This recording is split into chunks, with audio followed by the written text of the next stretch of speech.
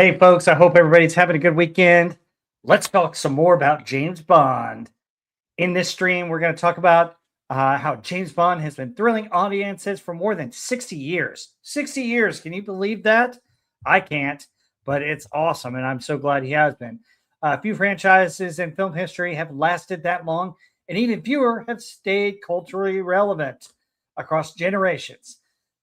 But the real secret behind Bond isn't just Bond himself, it's this secret formula. And we're going to dip inside those ingredients tonight and talk about what makes a great Bond movie, including some of the elements that we're talking about here. We're going to talk about the villains who challenge him, the songs that define each era, and the incredible opening scenes that get you ready for the movie and get you pumped for a great movie. Tonight, we're diving into this secret sauce to find out what makes up and what makes these James Bond movies great. Next on Rob Wright's Gen X Pop Culture.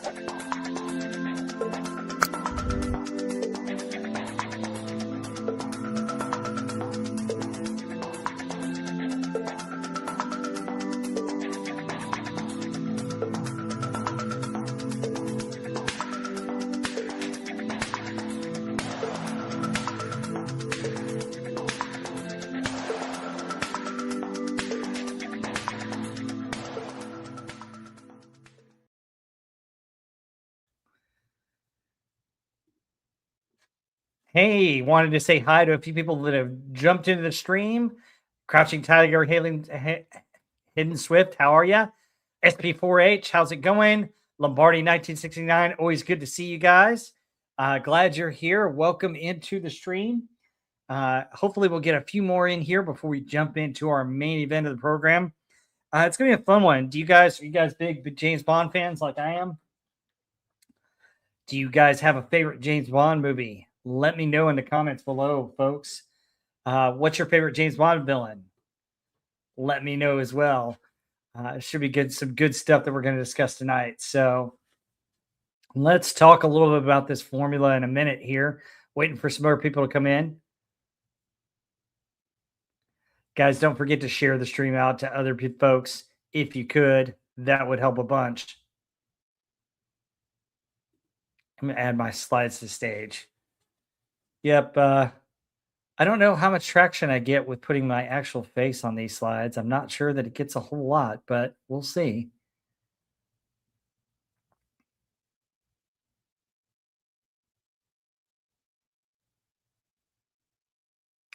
All right, guys, let's get into this. So, Bond movies have a recognizable formula, as we mentioned. Every film delivers a memorable villain, a dramatic theme song, and a spectacular opening sequence. These elements create the identity of a franchise, and I'm going to give you my top villains, top songs, and top openings, and I'm going to give you some hot takes as well. Should be a lot of fun. Should be really cool. So tell me what you guys think here. All right, let's get into this. So the reasons why Bond remains relevant: 60 plus years of movies, multiple actors, uh, constant reinvention. Uh, it's all that is changing, but the formula stays the same. We have a villain, we have an awesome theme song, and we have an amazing opening. Let's talk about the ones that we want to talk about first, the villains. So let's dip deep into this. I don't know. What do you guys think of this slide? Shows the different Bonds. All the different villains are posted right up here in the middle. And then, of course, we've got the classic James Bond opening theme with the bullet shot, the gun barrel opening. Kind of cool, huh?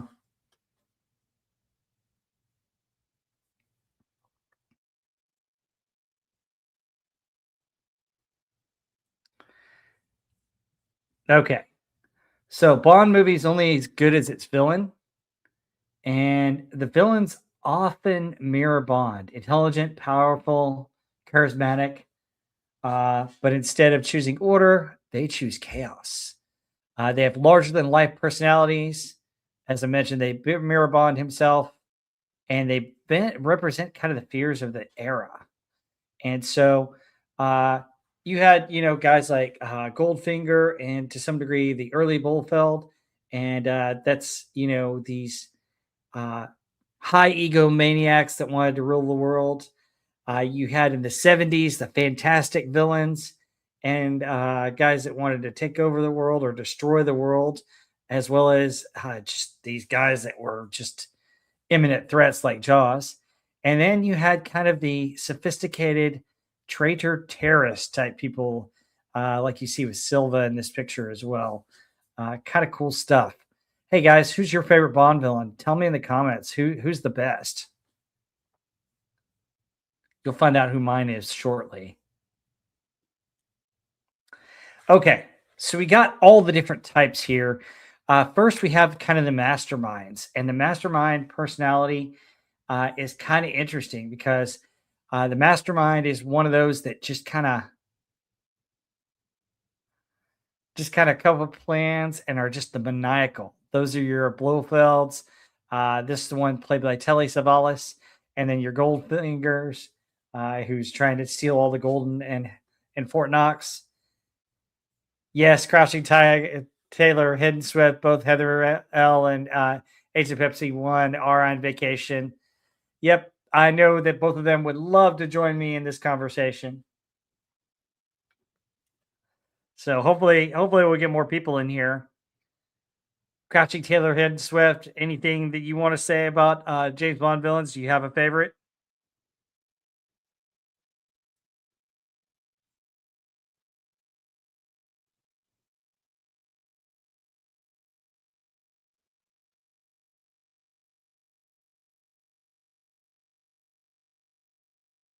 Give me one sec here.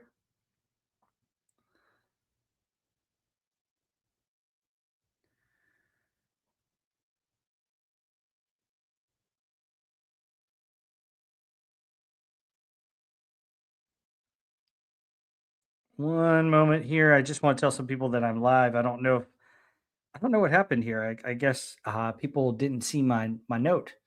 If I recall, Spectre uh, despised James Bond. Yeah, Spectre didn't like Bond after he killed Doctor No, and most of the James Bond movies in under Sean Connery. So, From Russia with Love, Thunderball. Technically, by the books, I think Goldfinger was supposed to be a Spectre agent, but they didn't make him a Spectre agent in the movies. And then you had Spectre in You Only Live Twice.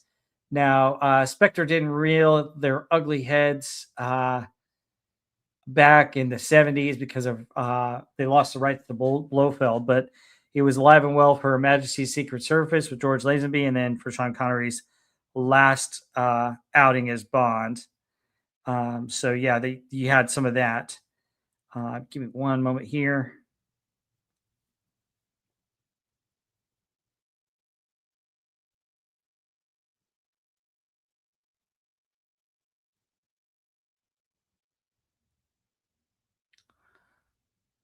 Okay.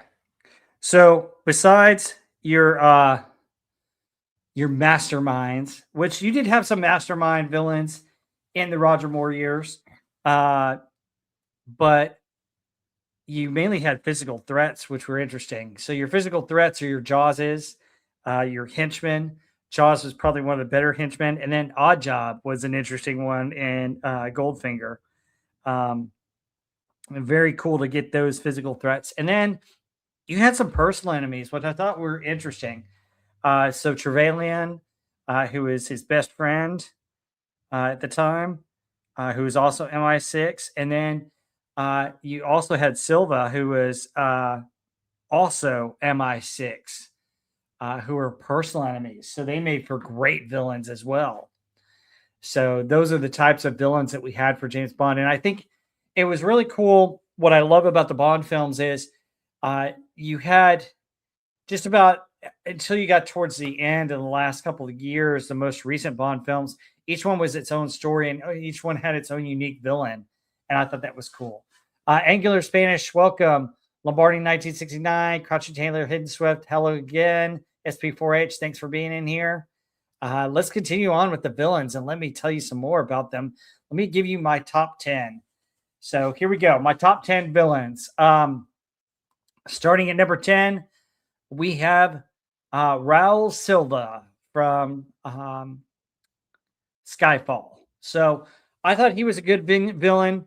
He was a little bit creepy. There's one scene that creeps me out about him, but he was pretty cool. He was the one that was trying to get back at M because M had just left him behind and left him to die. He was an MI6 agent. So he knew James Bond and he knew everything that he could do. It was really an interesting way to see Bond go up against an enemy, especially an aging Bond, a Bond that showed some wear and tear. Hey, Darth Wanker, glad you're here. Anyway, he was interesting because he knew what he was doing. He knew how to get at M. And, Bond tried to save her and he took her to his home at Skyfall. And Silva was able to track down Skyfall and attack Bond and M there. And actually, the funny thing is that he kind of succeeds in what he does, but you know, Bond still kills him at the end, which was kind of cool. Very interesting villain. Another very personal one. The next one on my villain top 10 list would be number 9, which would be Largo from Thunderball. Now, Largo was interesting. He was the number 2 Spectre guy. And it was cool that he had the eye patch. So you had the villain with the eye patch trope. I don't think it started here, but he was definitely one of them. Darth Wanker says Scaramanga is my favorite because of the third appendage. Yes. The third appendage is interesting, and Bond trying to put himself off as Scaramanga was pretty cool, and he's in my top 10. We'll get to him in a minute, but Largo was interesting because he had a plane that would crash land with nuclear missile devices, and basically he did all the underwater things to steal them, and his plan was to attack the United States. Kind of retribution for Dr. No in a way. It took place in the Bahamas. He was a really cool villain. He had the smarts, he had the technology, he had some cool henchmen. Thunderball had some awesome underwater fights, but in the end, Bond got him. My number 8 villain is actually from a James Bond movie that I thought was has a great song, View to a Kill, but I thought Roger Moore was a little bit beyond his years to play Bond in this movie. His wear and tear kind of showed, but Christopher Walken plays an excellent villain, and he's kind of a genetically engineered super villain. He's kind of has the maniacal makeup, and he's just an awesome villain, and he does have some pretty cool henchmen. But Max Zorin has an interesting plan to take over the world, and Bond just tries to stop him. And I think it's not as good a movie as some of the rest of the movies out there, but I think that Christopher Walken just plays an excellent Bond villain. He does a great job. Mr. Bond,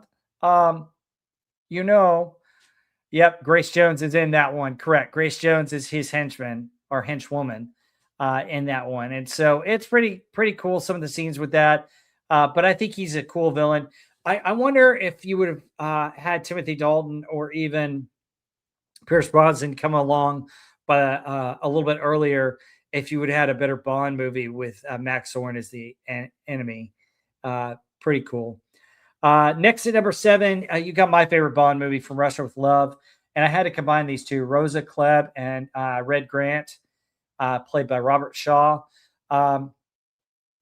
Shaw infiltrates MI6. He's the one that kind of saves Bond a couple of times while spying on him. He's a Spectre agent that's going to kill him on the train and take the Lecter from him and take it back to Spectre. And Grant, you open the movie kind of with, spoiler here, kind of Grant practicing killing and catching 007, which kind of starts the movie in a shock and awe type thing. But I think Grant is just every bit the capable spy and henchman that you could want to match Bond, especially that early in the franchise, being the second movie. But he's pretty cool, and I like how he tries to disguise himself as an agent and everything that Bond does to stop him with the case. And then Klebb's just a vicious villain. She is number 3, And the other guy with the mastermind was number 5. You don't really see a whole lot of him, but Kleb, you know, recruits Natalia. She sets up the whole stealing of the lector and the traitor that's going to get Bond the lector. She's the mastermind behind execution of the plan. At the very end, it's pretty cool where she's trying to steal the lector as a housekeeper or kind of maid in the hotel, and she has the cool poison tip knife that Bond has to try and fight her away with. And really cool scene. And Natalia ends up choosing Bond over her and ends up killing her. But these two combined were really cool villains, and I love that. All right, my number 6 is a person we previously named, Francisco Scaramanga, played by the great villainous actor Christopher Lee. And the man with the golden gun is just awesome. So the thing I like about him is he can match his bullets with 007. At the beginning of the movie, yes, he you do show him uh, going up against a fake 007 and what would happen, and he shoots him as part of his practice. But this is an assassin, a trained assassin who kills people with the golden bullet, and Bond has to track him down. And then it's his Walter PPK against his golden gun. And I think this guy, Scaramanga, was played perfectly by Christopher Lee. He's the ultimate threat at the time, and I think he does a great job. Tattoo was his henchman, yes. And I think Tattoo did a good job because Tattoo would run the behind the scenes in his like House of Horrors, and it really fooled Bond and fooled some others. I like the cool thing where they've got henchman like a gangster trying to go after him in there, and he's like, they show in the House of Horrors, Al Pacino is like, "Oh, I didn't know you were there. Sorry to bug you." So it was kind of cool. But yeah, I like the man with the golden gun because I think he's kind of that assassination kind of guy, that assassin that can match with Bond. I wish there was a little bit more to the story because they made it a lot about the energy crisis and trying to get this energy thing and stop him from doing that. And I thought it would have been a little bit more interesting if you would have had more of a kind of assassin versus an assassin. But on the Nintendo 64, you could play with the golden gun and it would kill anybody with one bullet. So I don't know if you guys remember that. Want to say hi to a whole bunch of people that are popping in. Wow, thank you guys for coming in here. Hope everybody's doing well. I'm going through my top 10 Bond villains as we talk about the formula that makes a good Bond movie, talking about Bond villains, Bond songs, and James Bond opening sequences. And to recap for the people that just come in here, my top 10 villains. Number 10, Silva from Skyfall, Largo from Thunderball, Max Zorin from View to a Kill, Rosa Klebb and Red Grant from my favorite Bond movie, From Russia with Love. And we just talked about Francisco Scaramanga from The Man with the Golden Gun. Let's see. Darth Wanker says, agree too much. The solar stuff and more about the Scaramanga past versus spy. Yeah, I would like to know more of Scaramanga's past. Did he kill an MI6 agent? Was he one of the top guys on the list? Did he work for Spectre at any one point? Did he get hired by somebody else? Oh, thank you, Donus 3621 US TO. This channel always has good takes on old movies. Thank you so much. I appreciate that. What? No Wayne Newton? License to Kill? Yeah, funny cameo there. Yeah, I'm glad I remind you of your dad. I might be old enough to play your dad. Who knows? Thank you guys for being here. All right. So at number 5, I had to choose a henchman, and I'm going to count Jaws as a main villain because he appeared in 2 movies. Do you guys know what 2 movies Jaws appeared in? Anybody? Any guesses? So he was featured in The Spy Who Loved Me. That was his first film. And then he came back for the movie that was shot afterwards, Moonraker. So I'm going to give Jaws as a main villain because he appeared in 2 Bond movies. Yep. Moonraker and The Spy Who Loved Me. Yep. Now, Jaws was interesting because he basically was just an interesting henchman that was incredibly strong, had the jaws that could kill you or could bite and kill anything. Uh, in The Spy Who Loved Me, he was more of a straightforward villain. In Moonraker, oh my goodness, Moonraker, he was kind of a comedic foil for Bond. And we're going to see some of that because one of the openings is kind of cool with him in it. He's a little bit more comedic in there. He does find true love in there and has a happy ending, but it's kind of interesting. Jaws was just formidable. And guys, did you ever play the N64 game GoldenEye? Were you guys ever Jaws in that? Jaws was kind of cool in that. Yeah, Darth Wanker, the one with the Russian woman, is the Spy Who Loved Me. Yes, yes, Jaws did get busy at the end. We're going to talk a little bit about the Spy Who Moonraker when we get to that. So which villains are we talking about here? So right now we're talking about Jaws. We had talked about a couple other ones at the top of the screen.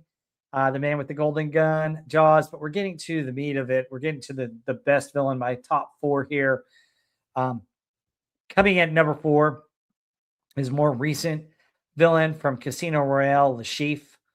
Love Le Chiffre. He's great. He's a financier, and he's supposed to be the financier for all of Spectre.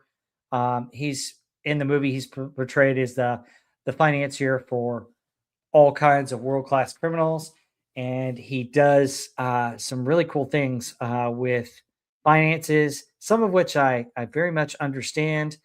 Some of it was, due to the terrorism and due to things that happened after 9/11.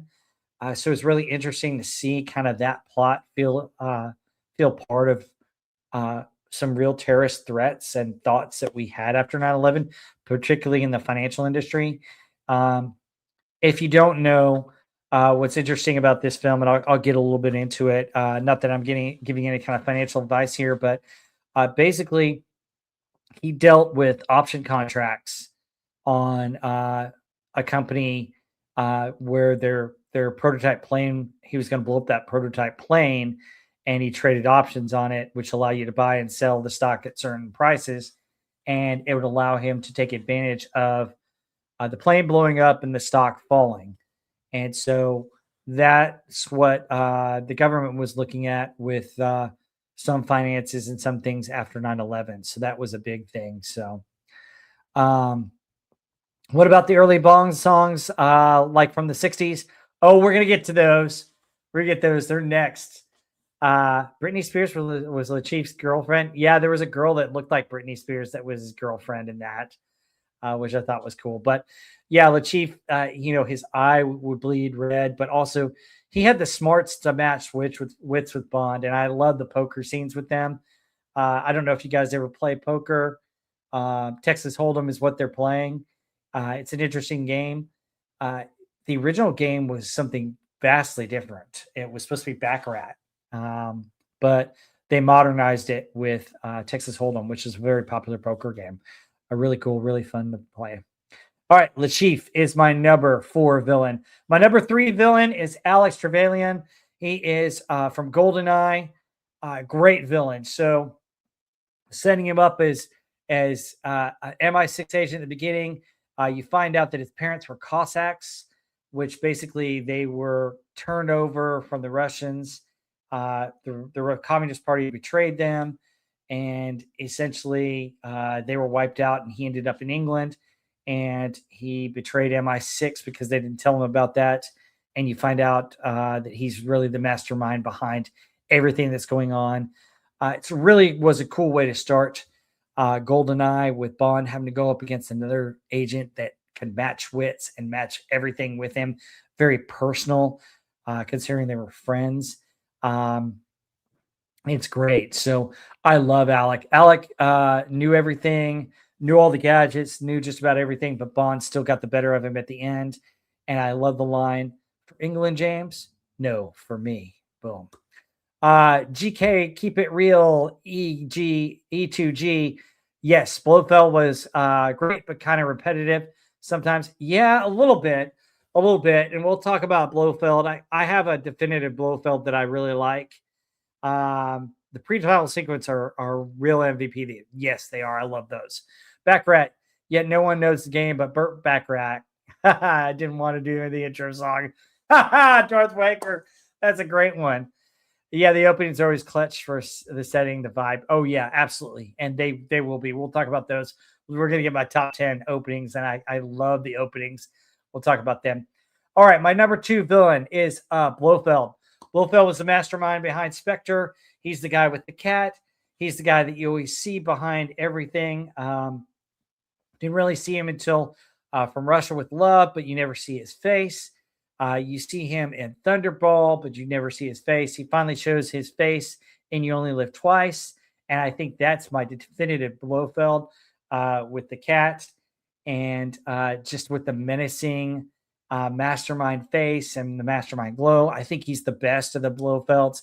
I think Telly Savalas is a close second who plays him on His Majesty's Secret Service. He appears played by another person in Diamonds Are Forever. And it's a really weird one where he's trying to change his face and has a body double. And Bond kills him at the beginning of that one. That one's a little bit insane, but kind of cool. And then they bring him back. And I didn't like what they did with him when they brought him back for Spectre. I thought it was interesting that they brought him back because they finally got the rights back to him. So if you guys don't know this, they lost the rights to the name Blofeld and the character Blofeld. And then they finally got him back during the Daniel Craig years.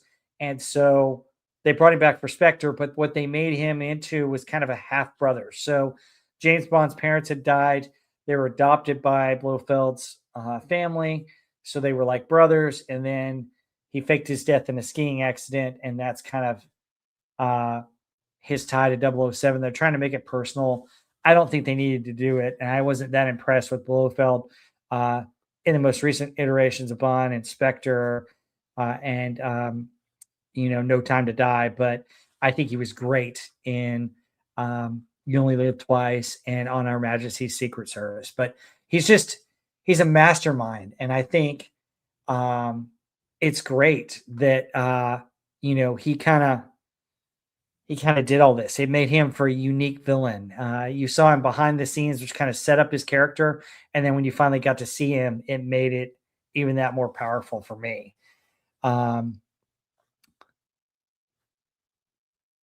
Yeah. Now this topic goes hard for James Bond is classic. I don't know the best villain. It's hard because there's so many good ones. Yeah, there are a lot. And it was hard coming up with this top 10 list. I mean, it does help that you got like 5 movies that have Blofeld as a villain because it makes it pretty easy. That Live and Let Die song is different though. Blofeld on Majesty's Secret Service is the best one. Yeah, Telly Savalas does a great Blofeld. I thought he does really good in that one, especially at the end where if you know what happens, you know what happens. But I do like Donald Pleasance has him and You Only Live Twice. I thought it was pretty cool, especially when he goes, you only live twice, and he introduces himself. So I thought it was cool. I thought some of the other ones were a little bit wasted with how they portrayed him. But what about the one with the metal teeth? Yeah, that was Jaws. He was my number 5 villain. So recap before we get to our number 1. Silva from Skyfall, Largo from Thunderball, Max Zorin from View to a Kill, Rosa Klebb and Grant from Russia with Love, Francisco Scaramanga from The Man with the Golden Gun, Jaws from The Spy Who Loved Me and Moonraker, Lashif from Casino Royale, Alec Trevelyan from GoldenEye, Ernest Stavro Blofeld from various movies, but particularly You Only Live Twice. And then my number 1 villain, drum roll please, is of course Goldfinger, one of the best Bond movies ever made. But Auric Goldfinger is pretty awesome. Just the way that he kind of gets Bond back every time Bond seems to get the better of him. So you've got the first part where Bond kind of messes with him in Miami, and basically Goldfinger gets back at him by killing the person that was helping him cheat in cards, painting her gold, and knocking out 007. You have the next part where Bond plays golf against him, and he figures out he's cheating, and Goldfinger basically calls him out. He basically says, many people have tried to meddle in my affairs, and they haven't come out on the better end of it. And he basically has his henchman Oddjob just use his hat to knock the head off a statue. And Bond's like, well, won't they hit you at the club for that? And he's like, no, Mr. Bond, I own the club. And then you find out that he's got a mastermind plan of stealing all the gold in Fort Knox. And at the time, really the gold standard, the United States and gold was the gold standard for the world. And so it was a big deal for him to try and not necessarily steal the gold, but blow it up. Were a couple of things that we was trying to do. They're all great, but Silva's kind of set the stereotype for all evil villains. Savalas did. Yeah, he did. He did a good job. Nobody talks about Skyfall song enough, though. It's so good. Yeah, we're going to talk about it. It's one of my favorites. Yep, Goldfinger. I miss the old gadgets, Yeah, I love the gadgets, too. I talked about those last week. The Q Lab scenes were always the best. Yes. I love, there's one scene that I love, talk about the Q gadget scenes. Don't touch that. That's my lunch. With his sandwich. So I love this. I do love in GoldenEye. Oh, the pen's mightier than the sword. And Q's like, thanks to me, they were right. But yeah, I digress. Anyway, back to Goldfinger. Goldfinger is just, I think he's one of the best villains. He comes up with this plan. He basically gets all these gangsters to provide all the elements that he needs for them. And then he kills all the gangsters. And then he's got the Chinese army that's going to help him out. And they're wanting to detonate a bomb inside Fort Knox. And, Goldfinger's plan all along. Hey, I know the United States government's going to come and stop them. I'm going to change my uniform to a United States colonel and try and get away. And I thought that was brilliant. So I think Goldfinger takes the cake for me as the best villain in all the James Bond movies. So who do you think's the best villain? Tell me below. Let me know. Let me know who you think your favorite is. So I've got my list right here that you've seen. So pretty cool stuff. All right.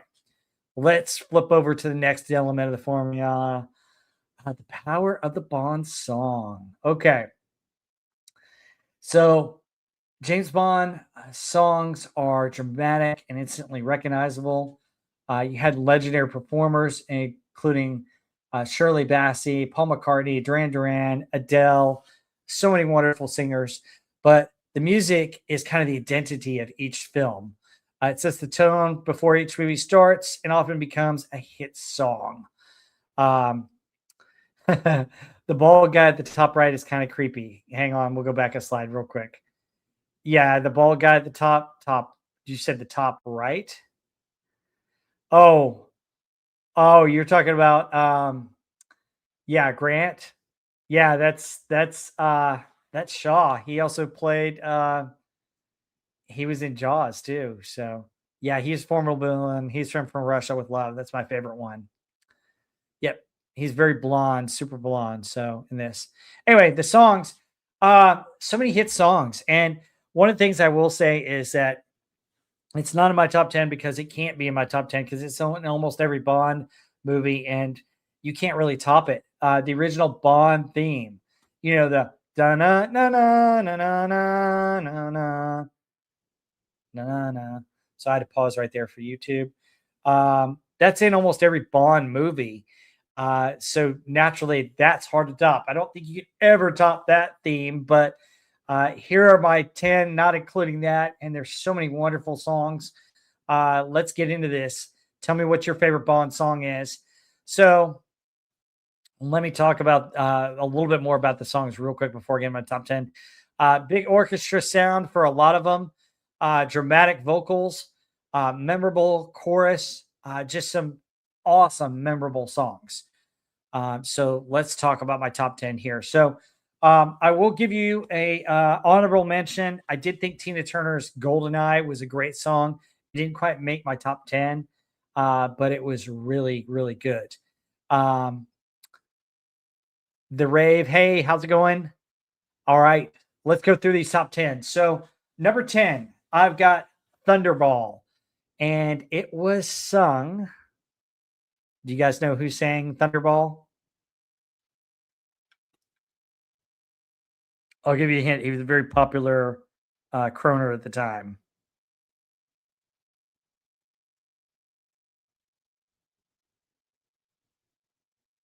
Anybody? It was Tom Jones. So Tom Jones sang Thunderball, and did you know that um, he almost lost his vocal cords singing this song? Yeah, Black Thunderball. He holds the notes so well, and I love it. Tom Jones is great. Yep. What's up, Pussycat? Yep. All right. For my number 9 song is "You Only Live Twice." Nancy Sinatra's great one. I thought it was a really good song. Um, I do like the orchestral uh, kind of song chimes from the Orient that give it a little bit more feel. I thought that was great. I love the so and you only live twice. It's great. I love that theme song. Number 8, Diamonds Are Forever. That gets stuck in my head every time I hear it. You know, Diamonds Are Forever, Forever is a really good one. I like that song. It's a really good one. It's real catchy. Um, Number 7 is one that doesn't get mentioned enough. It's The Living Daylights. Do you guys know who sang The Living Daylights? Very popular 80s band. And no, I don't know how to sing. I can't sing with a flip. So you have to bear with my bad singing and pretend it's something better. Living Daylights. Any guess? It was by a group named Aha. Do you guys know who Aha is? They had a very popular hit in the 80s and a very popular video, Take On Me. They also did The Living Daylights. So Take On Me by Aha is the popular song that you know, but they sang The Living Daylights. So one of my best friends, he loves that song. It's one of his favorites. It's a real good song, a catchy song. Shouldn't surprise you because I'm a big fan of 80s music that it would be in my top 10, but here it is number 7. Number 6 is the classic Paul McCartney tune, Live and Let Die. I like Live and Let Die. I think it's a great, catchy tune. I think the guitar work on it is excellent. Uh, Family Guy did a spoof of the video. Yeah, they did a spoof on Take On Me. Yep, with the cartoon guys. Yep. So, but Live and Let Die did a great. Paul McCartney did a great job on that, and then Guns N' Roses did a take on Live and Let Die as well. I do like Slash's guitar on that Guns N' Roses version of Live and Let Die, but it's an interesting song. Now, uh, what other spy movie did Paul McCartney write a song for? Do you guys know? It involves secret agents.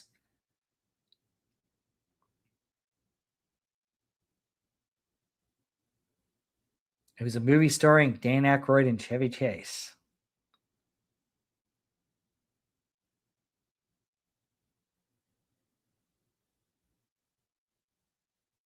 I'll give you guys a second to know. Yep, Darth Wanker got it. Spies Like Us. So Paul McCartney wrote a Live and Let Die for the movie Live and Let Die with James Bond, and then he wrote a song called Spies Like Us, and it's a cheesy song. Part of it goes, "Hey, hey, what do you say? No one else can act that way. Ooh, ooh, what do you do? No one else can act like you." So, yeah, it's kind of, and the video is kind of cheesy too. But Dan Aykroyd and Chevy Chase are in the video, and it's kind of funny with Paul McCartney. But yeah, Paul McCartney did Live and Let Die and Spies Like Us is two spy movie ones. All right, number 6 was Live and Let Die. Number 5, it's the first James Bond movie that I ever saw. Um, and the theme song was a very popular song by Sheena Easton called For Your Eyes Only. And I really love that song. I thought that was a um, great song. Sheena Easton sings it so well. Such a beautiful opening, and I always thought that she wailed with it. Again, another 80s song, but yeah, just a great one. I love Sheena Easton and her vocals on it. She has such range, which is great. Uh, Number 4 is Nobody Does It Better, which is just a fantastic song from The Spy Who Loved Me. Not only is The Spy Who Loved Me one of the best Bond movies, but Nobody Does It Better is one of my favorite ones as well. Darth Ranker, you're talking about Octopussy. That's All Time High, which is an interesting one. That fell out of my top 10. I like that song, but I don't think it's as good as Nobody Does It Better by Carly Simon. It's a fantastic song. I love that song. I think it's perfect for Bond. And it's just a great song. It's brilliant. Okay, coming in at number 3, very popular 80s band singing this song, View to a Kill. Do you know the 80s band that sings View to a Kill? Anybody got that one? Anybody know that one? Incredibly popular 80s band. It's an 80s band that when I was being babysat in my younger years, we had MTV, and I got shushed by my babysitter when one of their songs came on MTV video. It was actually Wild Boys, by the way. I can't believe I remember that, but no, I don't want to sing it to you. No, you guys know View to a Kill. View to a Kill, you know the theme. Dance into the fire by Duran Duran. Duran Duran is great. And I like View to a Kill. I think it's a good song. I think Duran Duran did a great Hungry Like the Wolf. Yep, they sang Hungry Like the Wolf. But the video for the song is pretty cool because it shows scenes from the movie. And then you've got at the very end, their lead singer, Simon Le Bon, goes, Le Bon, Simon Le Bon. But yeah, I thought the music video and the song were actually better than the movie, if you can believe that. But View to a Kill is awesome. I love that song. Great 80s song. Great synth pop in that. Just classic Duran Duran, and it fit the vibe of it perfectly. So yeah, View to a Kill is my number 3. All right, coming in at number 2 is a more recent Bond movie, but this song is so beautiful.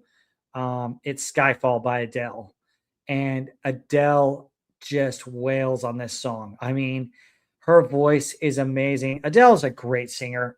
Props to her. She's just fantastic, and I love this version of Skyfall. I love her vocals on it. It's one of the best songs that I think she's ever sang. It's just amazing. It was perfect for the 50th anniversary of Bond. It's kind of a nod back to the original Bond music and original Bond songs. But yeah, I just think Adele knocks it out of the park. It's one of the best. It's right there with my number 1. I had to rank it number 2 because I just think the number 1 song it's just more iconic. But over time, I think Adele probably would take it over for me, but she just knocked it out of the park. So let's recap real quick before we get to our number 1. We've got Thunderball, sung by Tom Jones. The song You Only Live Twice by Nancy Sinatra. Diamonds Are Forever. The Living Daylights, sung by Aha, who also sang Take On Me. Live and Let Die by Paul McCartney, which was also redone by Guns N' Roses. And Guns N' Roses version is pretty cool too. For Your Eyes Only by Sheena Easton, classic 80s.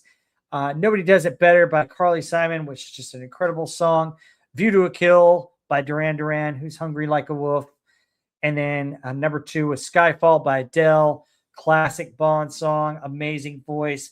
But so far, the classic Bond song of all time for me is Goldfinger by Shirley Bassey. She just wails on this song. It was a classic, so well known. When people think of Bond and think of Bond themes, for the longest time, they thought of Goldfinger. And we know that, uh, Bond's theme song is in there.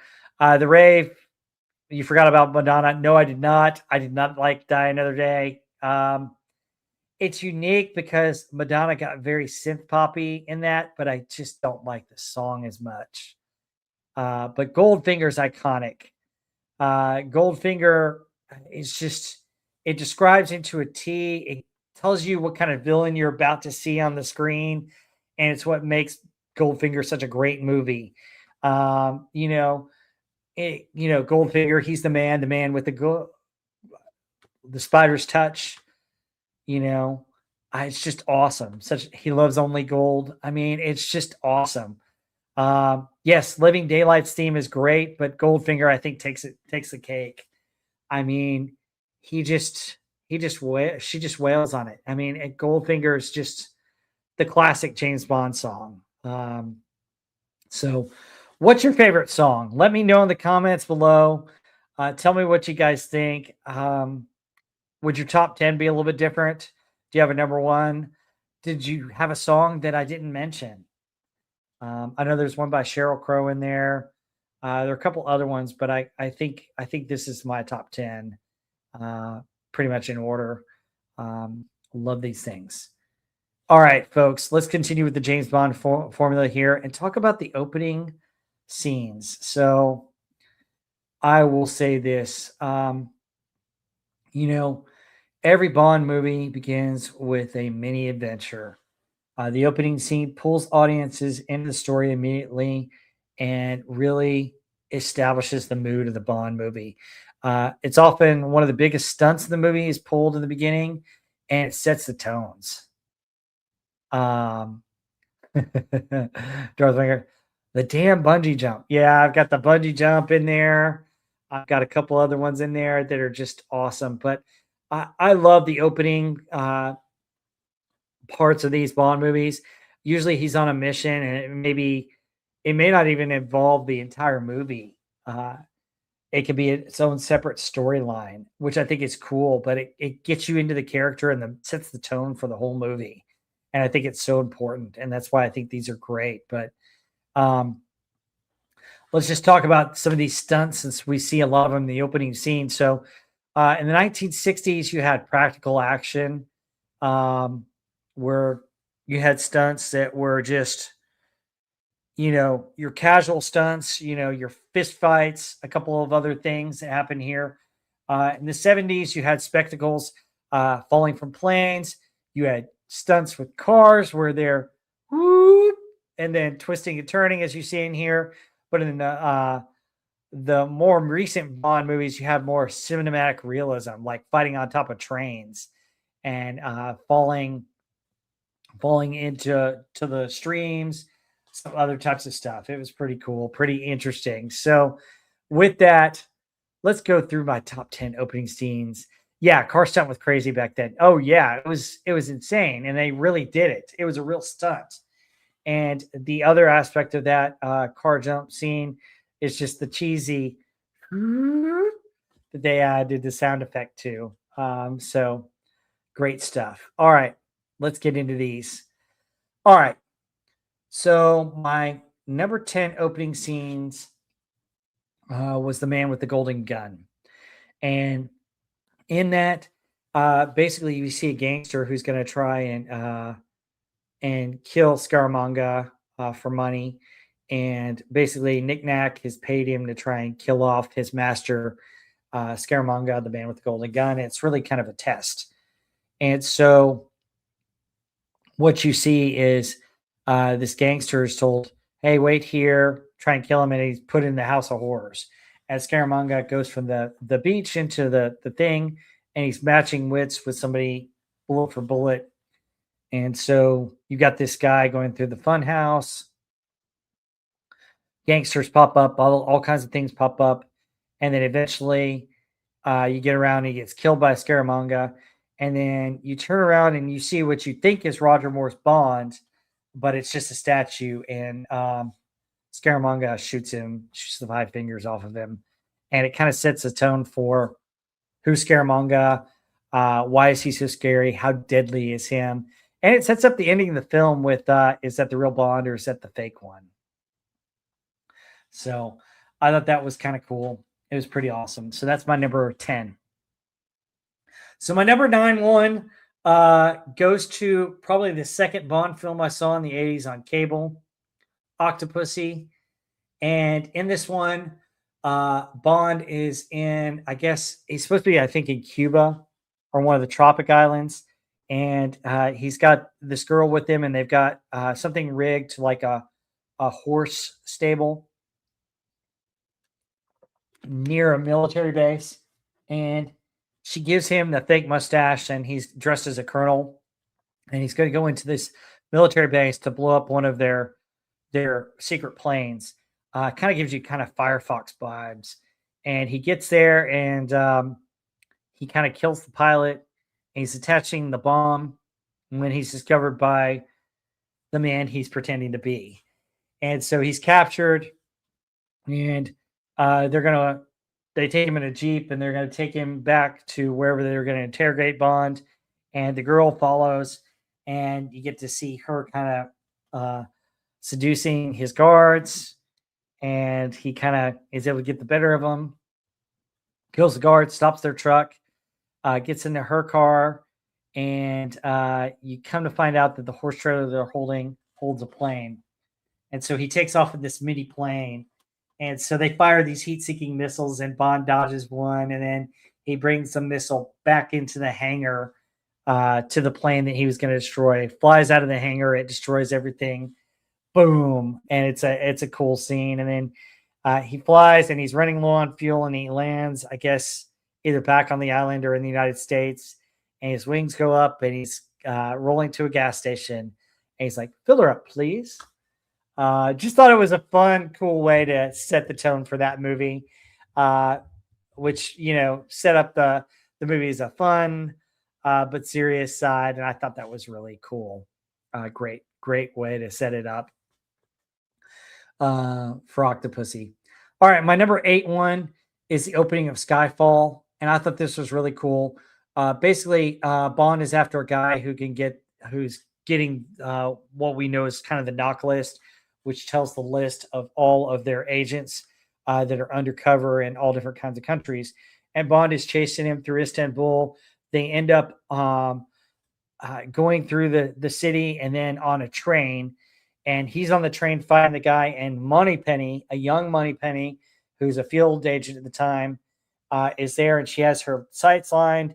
And she's like, "I might hit Bond." And M is like, "Take the bloody shot." And she shoots, and she hits Bond, and Bond falls over in the river. And you think he might be dead. You don't know. And then it goes into the wonderful Adele song. And it's an interesting way to start the movie. Just kind of Bond.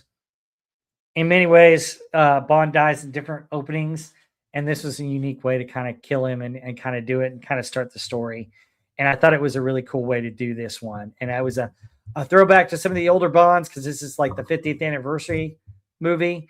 And it had its own uniqueness to it, and I like it. Yes, Firefox, think in Russian. That's cool. Take the bloody shot. Yeah. So the Skyfall opening is my number 8.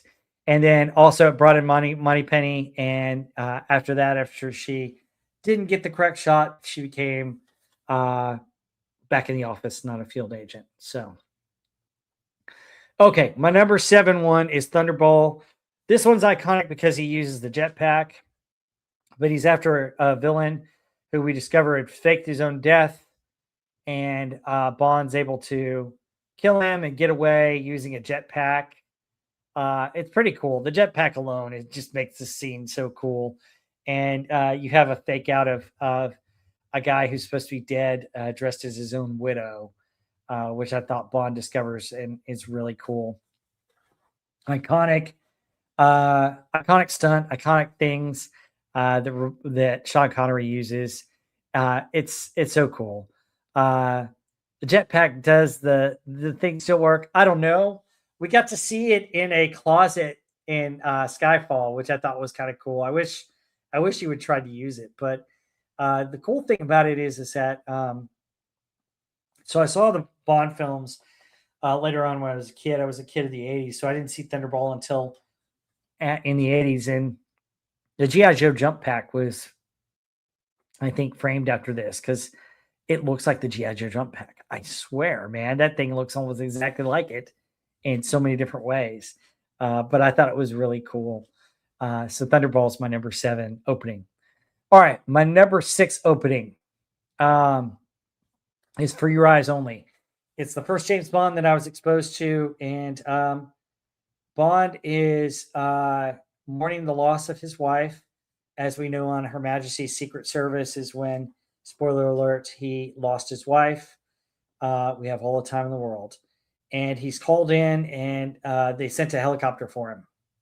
He gets in the helicopter, only to be announced that it's controlled by a guy in a wheelchair with a neck brace who's got a cat in his lap. So we presume it's Blofeld, but they haven't got the rights to Blofeld, so they can't call him Blofeld. And so he kills the driver, and he's remote controlling the helicopter, going to kill Bond and get his revenge.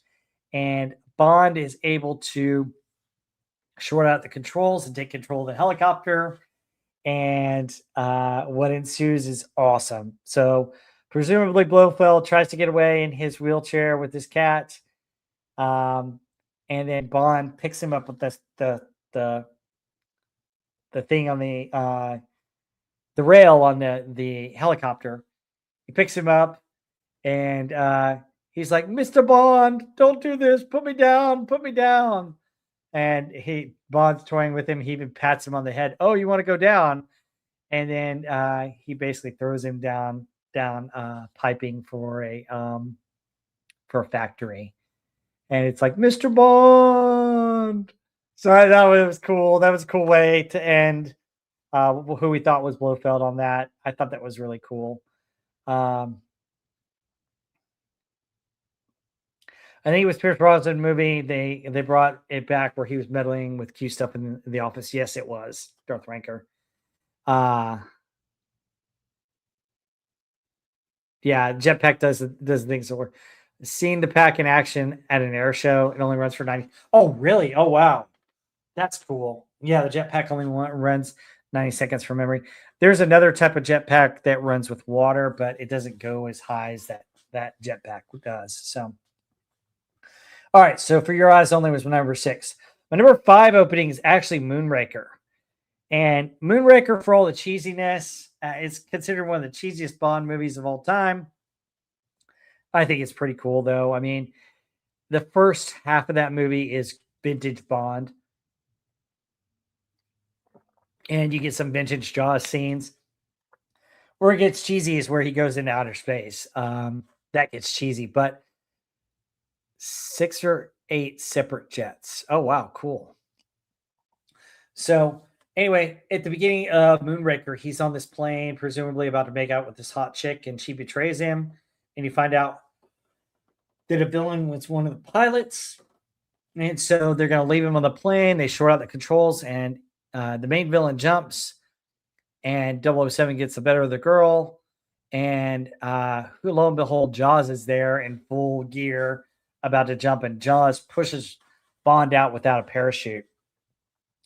And so Bond somehow makes it to where he catches the guy who jumped first, takes his parachute from him, and has it only to be caught by Jaws. And so he and Jaws tuffle, and then Bond rips his chute, and Jaws tries to rip his chute, and he rips the cord off because he's too strong.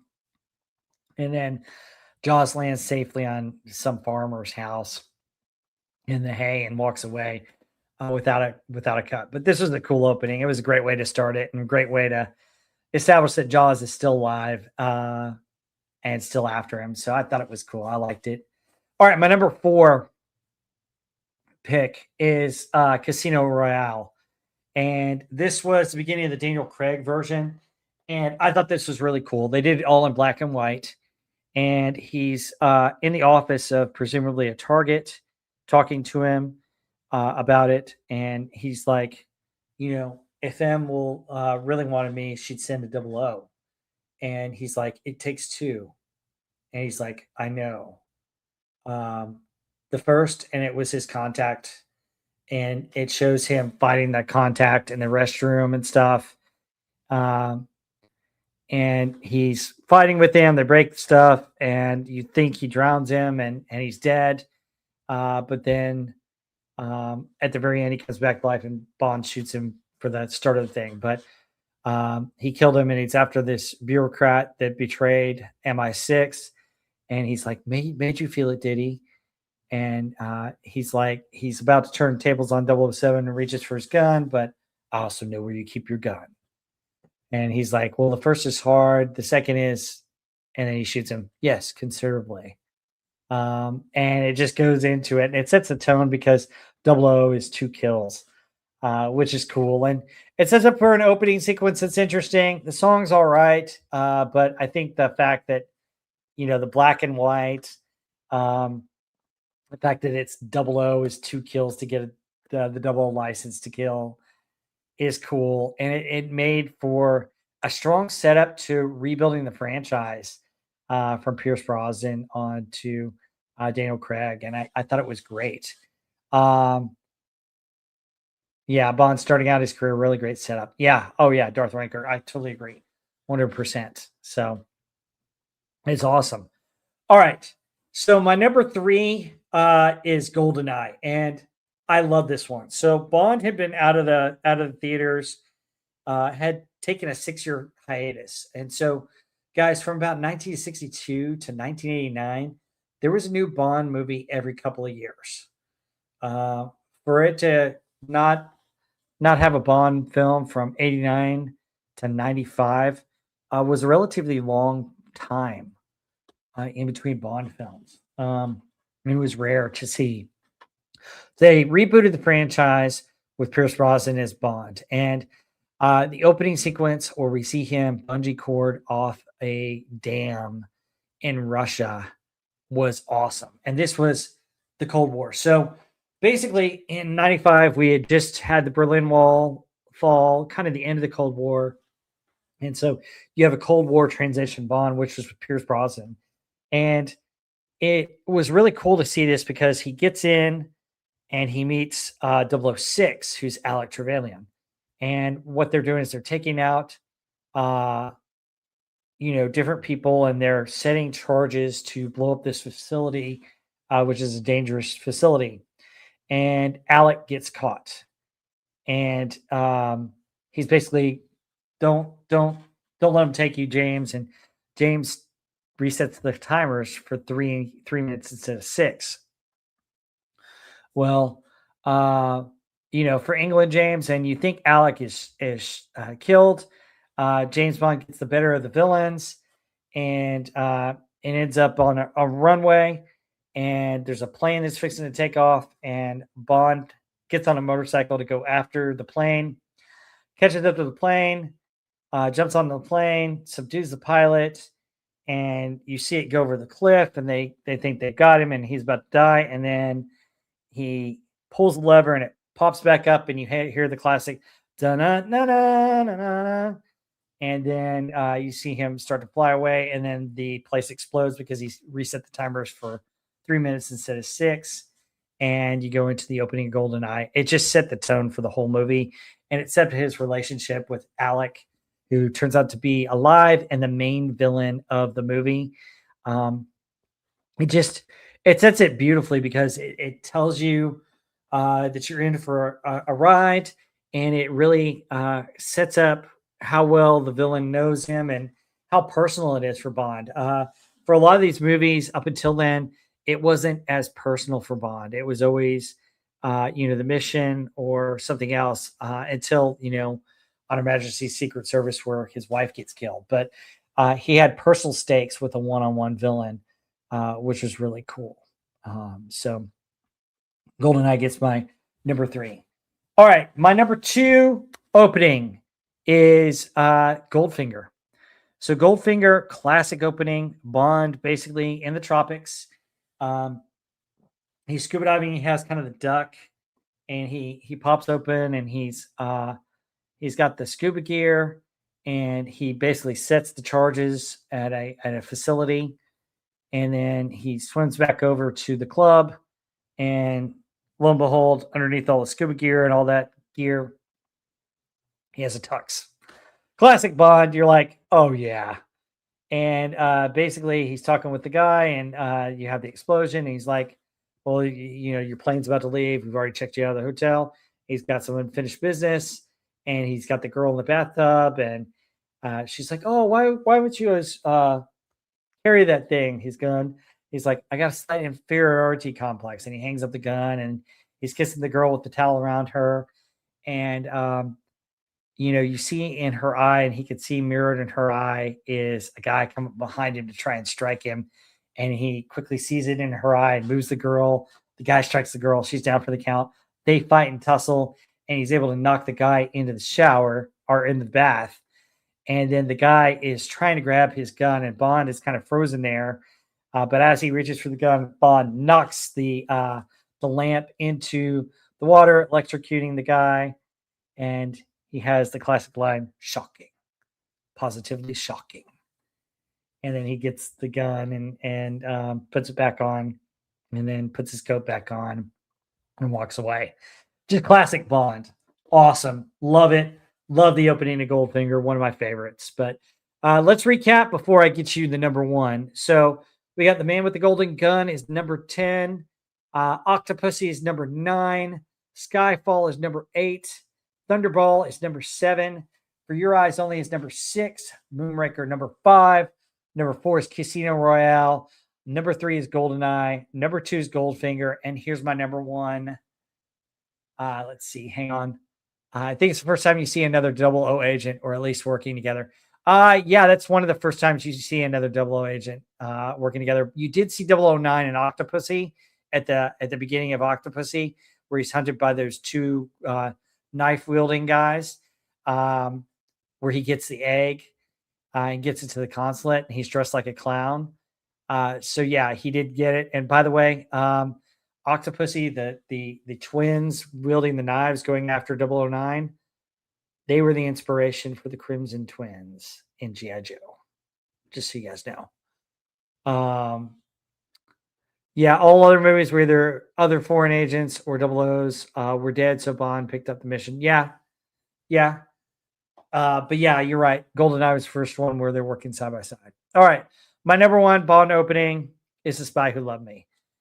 So Spy Who Loved Me, you get, the Russian agent Triple X, and you find out it's the girl, and her lover is about to go out on a mission, and you find out that he's going somewhere. And then it cuts to Bond, who's making out with this girl in the mountains, and he gets something from the headquarters, and it says report immediately. It's this Seiko watch, and it has something that's teletyped out, and it says, report to headquarters. And she's like, but Bond, I need you. And he's like, so is England. So he gets in this yellow ski suit and this backpack, and he's skiing down the mountain, and he's being chased by bad guys, and he's trying to avoid them while skiing, which is pretty awesome. And he's got the gun in his ski stick, which is cool. He does other things to like put this stick under up, and he goes underneath, and one of the guys gets caught on it. And he gets to the point where he gets past all the guys, gets them and kills them all. And he's trying to get away from the last ones, and he jumps off the cliff, and you see him free fall, and the skis come off. And then you find out the backpack is a parachute, and he pulls the parachute into the Union Jack, and you hear the da-na, da-na, na-na-na, and then it goes into Nobody Does It Better. And it's just classic Bond. It's my favorite because I just love the parachute on there. It's not the first one where we see Roger Moore's Bond skiing, or another really cheesy one where he does that. But this one's just awesome. It's one of the definitive Bond moments. It's just so cool because he he flies off this cliff with a parachute. Just so awesome. Yeah, the other skiing one is right before View to a Kill, and it's a cheesy one where he's skiing, he gets the locket, and he gets his skis blown off, and he takes the ski mobile, and ski mobile gets blown up, and then he ends up with the front end of it and using it as a surfboard, and it plays the Beach Boys music, which is it's just cheese factor up to 9, so that's why it's not in my top 10. But what's your favorite opening scene? What do you like? Are these your favorite? Let me know in the comments below, and we're gonna wrap it up pretty soon here. Okay, so I got a couple hot takes as I go through and finish up here. So my number one hot takes: I think Goldfinger is one of the most important Bond villains, and I think it's the most important Bond film. I think Goldfinger kind of set the standard for Bond films going forward. It was the third one. It's not my favorite because the one right before it, From Russia with Love, I think is one of the best spy movies of all time. It's my favorite James Bond movie, but Goldfinger really set up a villain in all kinds of ways. It set up the maniacal, menacing one, the mastermind, someone that always has a plan and is able to foil the hero on multiple occasions. Remember, he gets him and has the laser, and James Bond goes, "Do you expect me to talk?" "No, Mr. Bond, I expect you to die." And he's going to kill him with the laser, and then finally he tells him, "Well, 008 replaces me about Operation Grand Slam." And so, kind of cool. And that's why I think Goldfinger is the ultimate one. Car chase opening, Inspector, when he has Mr. White in the trunk. That was well done. No, it wasn't Spectre. It was one of the it was the one right before Skyfall. It was, gosh, I want to forget that one. It is the really weird one, the one I do not like at all. Anyway, the one with Mr. White in the trunk. Yeah, that was well done. It was good, but not my favorite. All right, got another hot take. Some of the villains are more memorable than Bond. What do you guys think? Do you think some of the villains are more memorable than Bond? I think some of them are. I think because in different forms of media, basically they copy off of James Bond and they copy a lot of the villains. So we have the cheesy villains, the crazy villains. I think they're more memorable.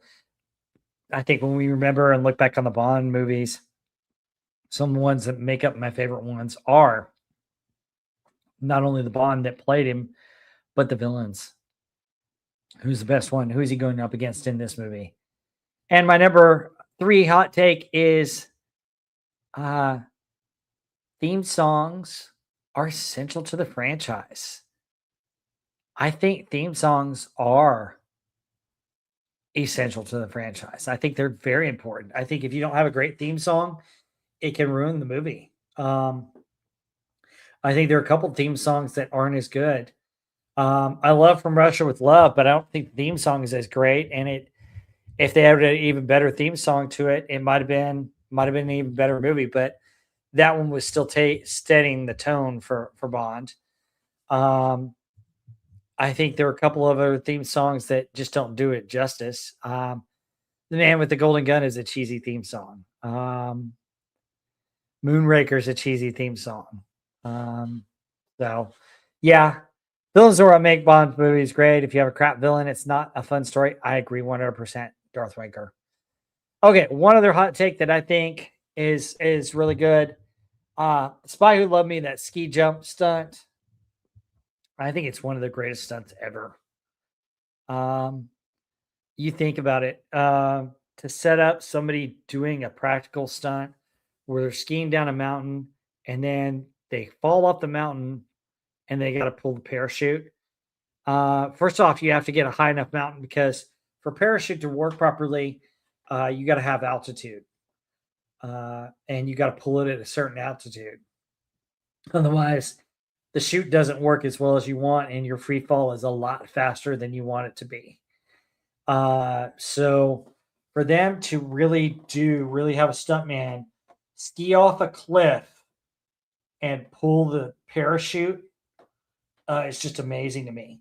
A close second would probably be that car stunt, where it just, um, which I thought was really cool. But man, the the stunt with the Union Jack is just, it's incredible. So, what are your favorite stunts? What are your hot bond takes? Do you have any hot bond takes? Yeah, you also have to clear the mountain to have enough lateral space, and the wind has to be right to boost. Yes. Yep. Yep. If you don't have enough wind, anything can happen in that, and it just, you're dealing with elements and far greater risk than you are with the stunt in a more controlled environment. That's why I think that stunt is one of the hardest stunts of all time and one of the best stunts of all time.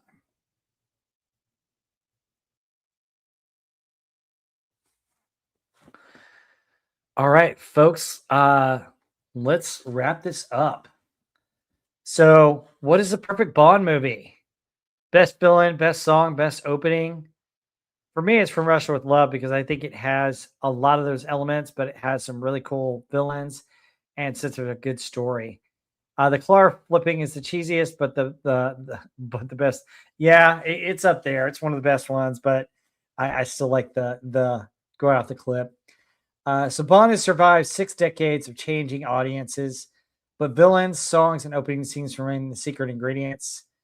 So what has the best combination of song, an opening, and scene? Honestly, probably Goldfinger might take the cake if you're looking at all three, because I think they have one of the best villains, the most iconic song, and probably the second best opening. So Goldfinger is probably the tops. My favorite's still From Russia with Love, but Goldfinger is probably the number one. What do you guys think? What's your favorite Bond movie? What's your favorite opening? Tell me more.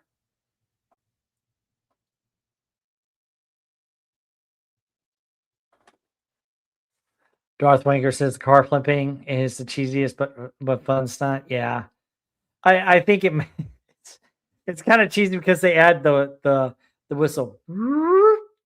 And I still wish I could show clips. That'd be awesome to show these clips for you guys. So, what else about Bonds? Do you want me to do my top 10 Bond girls on a feature video? I'd be happy to do that. Darth Ranker says overall Goldfinger probably takes all three.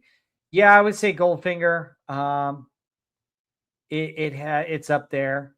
Um, if I had to look at it again, I mean, Skyfall would be another one because you have a top 10 villain, in my opinion. You have a number two song and you have a top opening.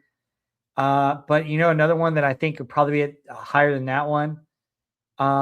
It doesn't have a top song, but GoldenEye has one of the best opening scenes and one of the best villains. I ranked them both at number three. So I would say that one. Um, Casino Royale uh, would also be up there because I have it both on both. The Spy Who Loved Me uh, is there as well because it has the opening. It has Jaws as one of the henchmen, a memorable villain, and nobody does it better. So I would say that.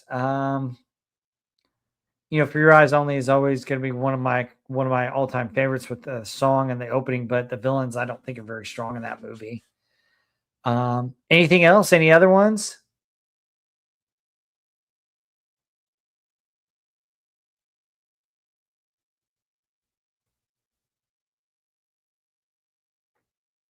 What do you guys think?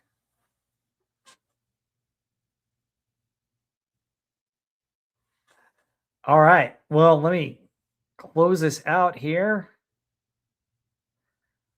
Nobody does it better, folks. So don't forget to like and subscribe, share your Bond rankings with me below, and let me tell you what's coming up on my channel.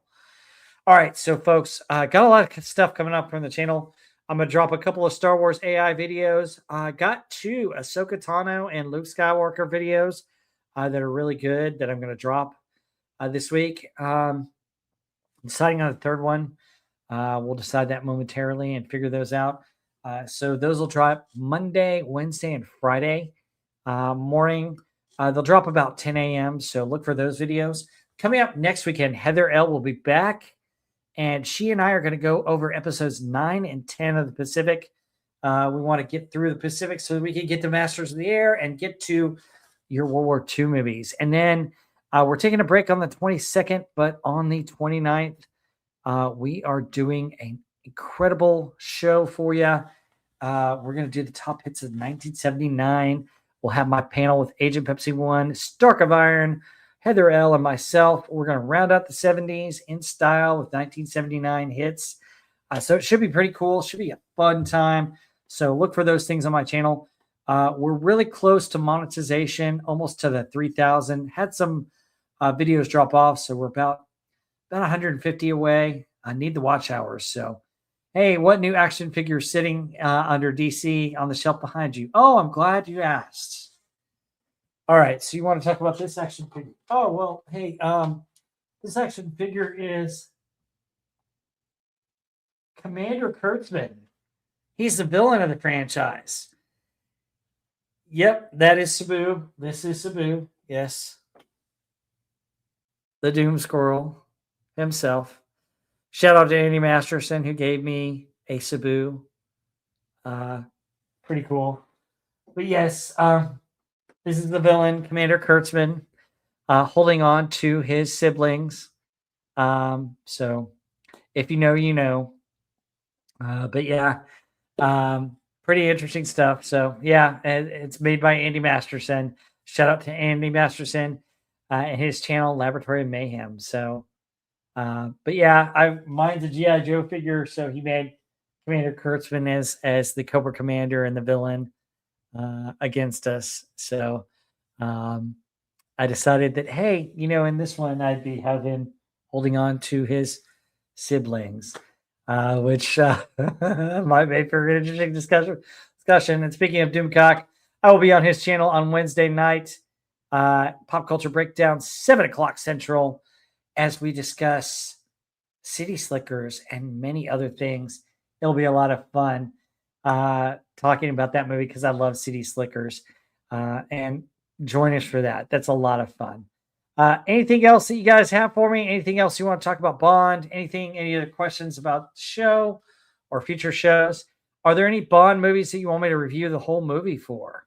Do you want myself and Heather to review those movies? Let me know what you think. Tell me more in the comments. Yeah, Darth Wanker. I had him. If you watched last Pop Culture Breakdown, I had him behind me, and Doomcock was stepping on him. But I think this was kind of funny to see the full figure here and holding his siblings. So I may have to send a picture and say family photo. That might be funny. We'll see though. Tell Andy, good job, good show, good chat. Thanks, Darth Wanker. Appreciate that. All right, folks. Well, let's wrap it up. Aw. Yep, folks. I can't thank you. Got like 490 people in there. I hope you guys are enjoying the stream. I mean, it's just, it's been fun to do these for you. And I know James Bond movies are my favorite. Holiday family photo. Yeah. Yeah. His Easter photo because he's in pink. That'd be funny. Send it to Harvey. So, yeah, that'd be hilarious. But all right, folks. Well, thank you so much. Don't forget to like and subscribe. Please share the stream out. Please come and watch it again. Leave your comments below. Thank you so much for everybody who's in the chat who made some comments. I can't wait to get monetized so I can read super chats for you guys. Hopefully that'll be coming soon. And folks, You guys take care. Have a good week, and we'll see you in the next one.